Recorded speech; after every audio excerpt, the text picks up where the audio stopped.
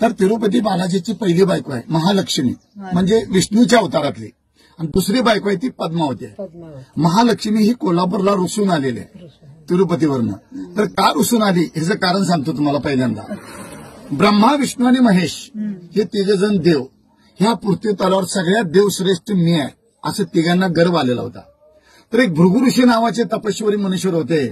तिघ देव देखील त्या भृगु ऋषींना गुरु मानत होते. मग गुरुंना समजले हे गर्वपणा करायला.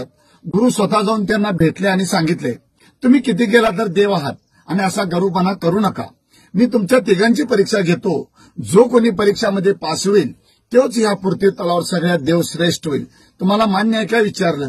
तिघही मान्य केले, कारण गुरूंची आज्ञा पाळली पाहिजे. मग तिघही आमंत्रण देतात भृगु ऋषींना, तुम्ही आमच्या घरी या आणि आमची परीक्षा घ्या आणि आमच्या तिघापैकी कोण श्रेष्ठ आहे तुम्ही ठरवा. मग भृगु ऋषी जातात पहिल्यांदा शंकर भगवानकडे परीक्षा घेण्यासाठी. बाहेरून शंकर भगवानला आवाज येतात. तर शंकर भगवान आणि पार्वती गुहेमध्ये बोलत बसलेले असतात, गप्पा मारत बसलेले असतात. ते इतकं मग्न असतात की बाहेर भृगु ऋषी आलेलं शंकर भगवानच्या लक्षात येत नाही. भृगु ऋषींना राग येतो. आम्हाला परीक्षा घ्यायला घरी बोलवतात, हिने अतिथीचे स्वागत करण्याची, गुरुची सेवा करण्याऐवजी हे काय करत बसल्यात. म्हणून रागाच्या भरात त्या भृगु ऋषीने शंकर भगवानला शाप देतात, या पृथ्वी तलावर तुझी मूर्तीची पूजा होणार नाही, लिंगाची पूजा होणार. म्हणून आपण या पृथ्वी तलावर महादेवाच्या पिंडीची म्हणजे लिंगाची पूजा करतो भृगु ऋषीने शाप दिल्यामुळे. दुसऱ्या ठिकाणी जातात भृगु ऋषी ब्रह्मदेवाकडे. ब्रह्मदेवाची बायको सरस्वती वीणा वाजवत असते आणि ब्रह्मदेव ऐकत बसलेला असतो. बाहेरून भृगु ऋषी त्या ब्रह्मदेवाला आवाज देतात. तर ही दोघं नवरा बायको संगीतमध्ये इतकं मग्न असतात की बाहेर भृगु ऋषी आलेलं ब्रह्मदेवाच्या पण लक्षात येत नाही. जन विश्व निर्माण केलं, जनसृष्टी निर्माण केली, त्या ब्रह्मदेवाला देखील त्या भृगु ऋषीने शाप दिलेला आहे, या पृथ्वी तलावर तुला कोणीही पुजणार नाही, तुझं मंदिर कुठं उभारलं जाणार नाही. फक्त शापाला विशाप म्हणून ब्रह्मदेवाचं जन्मस्थान आहे राजस्थान पुष्कर. पूर्ण पृथ्वी तलावर त्याचं एकच मंदिर आहे, त्याला कुणीही पूजत नाहीत. तिसऱ्या ठिकाणी जातात भृगु ऋषी विष्णूकडे. विष्णू आपल्या पत्नीला महालक्ष्मीला सांगत असतात की भृगु ऋषी कधी पण येऊ देत, माझे गुरु कधी पण येऊ देत, माझी परीक्षा घेऊ देत, सगळ्या प्रश्नाचं मी उत्तर देणार आणि ह्या पृथ्वी तलावर त्या दोघांच्या पेक्षा मी श्रेष्ठ होणार. हे आपल्या पत्नीला महालक्ष्मीला सांगत असताना भृगु ऋषी ऐकतात. मी परीक्षा घ्यायच्या अगोदर आपल्या बायकोला मोठेपणा सांगायला म्हणून त्या भृगु ऋषीने विष्णूच्या छातीवर इथे लाथ घातलेल्या. कधी बालाजीला योग आला तुम्हाला जाण्याचा पुढे भविष्यात तर तुम्हाला तिथं सगळं बघायला मिळेल. भृगु विष्णूच्या छातीवर पाय ठेवलेला आहे. तेवढा भृगु ऋषीला विचारतो, गुरुवर हे तुम्हाला कुठे लागलं का. महालक्ष्मीला राग येतो. तुम्ही एवढं देवादेव श्रेष्ठ म्हणून मला सांगतायसा, तुमच्या छातीवर त्यांनी पाय ठेवलं आणि तुम्ही त्यांनाच विचारताय लागलं काय म्हणून. माझा अपमान झाली म्हणते, ते क्षण देखील थांबणार नाही. तेवढा विष्णू म्हणतो, त्या भृगु ऋषीनं माझ्या गुरुनं माझ्या छातीवर पाय ठेवलं, तुझा अपमान कसा झाला. त्यावेळेला ती म्हणते, मी तुमची धर्मपत्नी आहे आणि तुम्ही मला एक लग्नात वचन दिलं की सदैव तुझं स्थान माझ्या हृदयात ठेवेन म्हणून. ते आता पाय ठेवल्यामुळे ते हृदय भ्रष्ट झाले म्हणले आणि त्या पायाखाली ही महालक्ष्मी राहू शकत नाही म्हणली. या कारणानं तिरुपतीवरनं महालक्ष्मी कोल्हापूरला रुसून आली.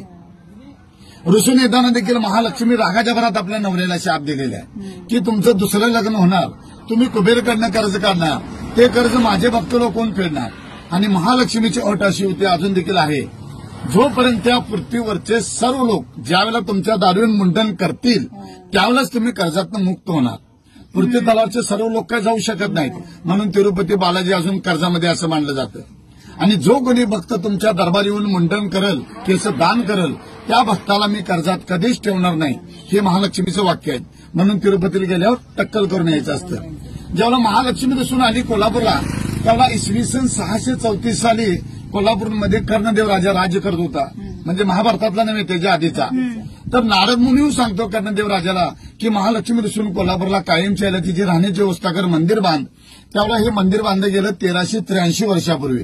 महालक्ष्मीचं दैत्याकडून बांधून घेतलेलं आहे. आणि ज्यावेळेला महालक्ष्मी दिसून आली कोल्हापूरला, तर महालक्ष्मीने हे कोल्हापूर का निवडलं, तर आपल्या कोल्हापूर नगरीमध्ये राक्षस लोकांचा वास्तव जास्त होता. सर्व राक्षस लोकांचा नायनाट करण्यासाठी, त्यांचा वध करण्यासाठी महालक्ष्मीने कोल्हापूरला निवडलं. आणि ज्यावेळेला महालक्ष्मी कोल्हापूरला स्थायिक झाली, त्यावेळेला रत्नासूर नावाचा एक राक्षस महालक्ष्मीच्या भक्तांना त्रास देऊ लागलेला होता. तर महालक्ष्मीने ठरवलं, या रत्नासुराचा आपण पहिला वध करायचा आणि मग बाकीच्या राक्षसांचा वध करायचा. पण त्या रत्नासूर नावाच्या राक्षसानं शंकर भगवानकडनं तपस्या करून त्यांना प्रसन्न करून त्यांच्याकडनं एक वर मागून घेतलं होतं. तर त्या भोळेपणाचा फायदा घेऊन त्या राक्षसानं असं वर मागितलं शंकर भगवानकडे की जो कोणी मला देवी देवता मारायला येईल, माझं रक्ताचं एक थेंब रस्त्यावर सांडेल, त्या रक्तबीजापासून एक राक्षस प्रगट होईल. म्हणून महालक्ष्मीने शंकर भगवानची आराधना केली. कारण शंकर भगवानच वर दिलेलं होतं. शंकर भगवानने सांगितलं महालक्ष्मीला तू एक ज्योत लाव, दिवा लाव. महालक्ष्मीने स्वतः एक ज्योत लावला. स्वतः शंकर भगवान त्या ज्योतमध्ये विलीन झाले आणि ज्योत तो आपोआप मोठा झाला आणि त्या रत्नासुराच्या अंगावर जाऊन पडला आणि त्या रत्नासुराचा भस्म झाला. म्हणजे रक्त काय सांडायचे संबंध नाही. आणि जे महालक्ष्मीने ज्योत लावला त्या ज्योतपासून प्रगट झाला तो ज्योती. आणि आपल्या कर्नाटक महाराष्ट्र लोकांनी बा लावला म्हणून ज्योतिबा. महालक्ष्मी प्रसन्न झाली. माझ्या भक्ताचं रक्षण केलंस तू, सदैव तू माझा भाऊ म्हणून माझ्या पाठीशी राहशील आणि या विश्वात तुझं जागरूक देवस्थान म्हणून ओळखलं जाईल. म्हणून महालक्ष्मीने आशीर्वाद दिलं आणि हे ज्योतिबाचं स्थान झालेलं आहे.